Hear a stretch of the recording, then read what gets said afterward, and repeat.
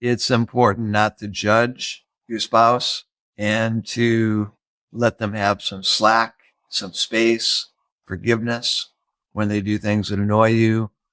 It's good to be honest also and to share with your spouse how you feel when they do that without taking the opportunity to throw them under the bus. Hey, you're listening to the Blessed Couple Podcast, where we talk about how to do this marriage thing and experience God in the process. I hope you enjoy and subscribe. Let's get started. Hi, I'm Dave. This is Mitsue. We'd like to talk with you about how to create intimacy. So creating intimacy is really what marriage is all about. It's the goal of sex. It is when two become one, which is the definition of Chungilguk. And so to do that, really, we have to put our partner first. And we have a lot of concerns, our business, the kids, but taking time for each other is really important. Sometimes we use the kids as an excuse not to spend time with each other. I often think about the airlines, the stewardess, every time when you take off, they say, in an emergency, an oxygen mask will deploy. And if you're with a small child, put your mask on first before the child's. So this tells me that we need to take care of our relationship first as parents, and then we'll be better parents to take care of our children.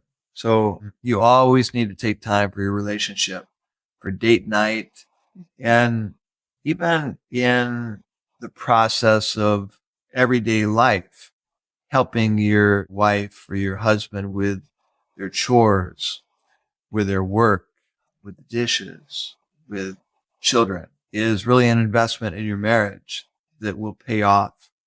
And when about the date night, when you study, what do you do on the date night? They may say you look at each other's eye and talk, but forget about that. Sometimes it doesn't happen. But just being together, going to the movie, to the dinner, that is the starting point. Then the conversation would start. So if you are not doing date night, start doing it. It's very important. And put your phone away too during date night or turn it off. Okay. That can be really annoying, right? Yes. I'm the one that usually has that issue. And then I will say, well, this is very nice. It's very nice to be with you. But sometimes it can't be avoided. Okay. When I've got crab that's on the road or something and there's a problem, I have to have it on. I have to be available. But whenever I can, then I turn it off. And when I can't, then I'm selective about who I answer the phone from and short conversation, especially. So sometimes we feel very close and very cozy with each other. And sometimes, let's face it, your spouse can annoy you, right? So let's talk about what happens when your spouse is doing something that annoys you. It's important not to judge your spouse and to let them have some slack, some space, forgiveness when they do things that annoy you. It's good to be honest also and to share with your spouse how you feel when they do that without taking the opportunity to throw them under the bus. If you can give some productive comment about how you feel, then that's good. And especially the wives, don't take it so personally. Your husband has a problem too. So if you feel like you are judged, don't take it such a sensitive emotions. I used to be very sensitive. Right. I'm still sensitive, but it's better because I say, okay, I'll change, make it light in this critic, the things you think you are criticized. Hey, if you're getting something good from this episode, it would mean the world to us if you could share it with someone you love or leave a 5-star review, because the only way this podcast spreads around is through word of mouth. So a share or a review would go a long way, and it only takes like 10 seconds to do. Thanks. Back to the show.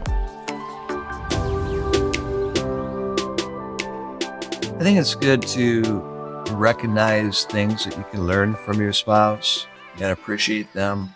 If you want to judge them or you're just focused on something that they're doing wrong, try to think of things that they do right and try to focus on that. Try to focus on the positive instead of the negative.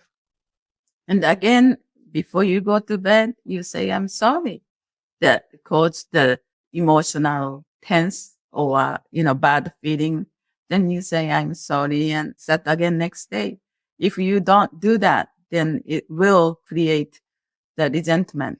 Building up with resentment would be very hard to overcome after years of resentment building up. So day by day, you have to solve these bad feelings. Yeah, and when you do say you're sorry or when you go to bed, bedtime is not the time for fights, for turning back to back, sleeping back to back. That's not good. It's time to make peace, not war. Put up the white flag. Okay. We can continue our fight tomorrow. We still feel like it, but let's have a little ceasefire for a few hours and get rest and get recharged. And you'll find that a lot of times that discord will have disappeared by morning time. And my husband say very poetic things in the bedroom. Even it's not true. And, you'd say your eyes, sparkle like stars. So I said, oh. So I said, David, you are blind. And then he would say, because love is blind, something like that. Make fun, like very cozy and in the bedroom, even if you don't have sex. That's I like best in the bedtime. And be romantic. Sometimes you might want to buy flowers. They don't have to be real expensive flowers. You can pick some from your yard or from the neighbor's yard if they're not looking, if they're not home. Those kind of things are neat. There's some couples where the man has never bought the woman flowers, and that's kind of sad. Mm-hmm. Don't forget significant occasions like anniversary, birthdays. And we really take that as an opportunity to express ourselves, to express our heart towards each other and how much our wife or husband means to us. And choose card wisely. The romantic card on those occasions. When I give Mitsue her Mother's Day card or birthday card, if she cries, I know I nailed it. She usually does. Every time. So yeah, that's a great opportunity. Don't miss opportunities to express your love. That's all for tonight. Thank you. Good night. Hey, if you want to improve your relationship or take your sex life to the next level, well, you're in luck because more than 70% of couples that take our Love and Integrity course said that the quality of their sexual relationship improved after joining the course. Sounds good? You can join the program today with your spouse or just take the course by yourself at loveandintegrity.com. See you in the next episode.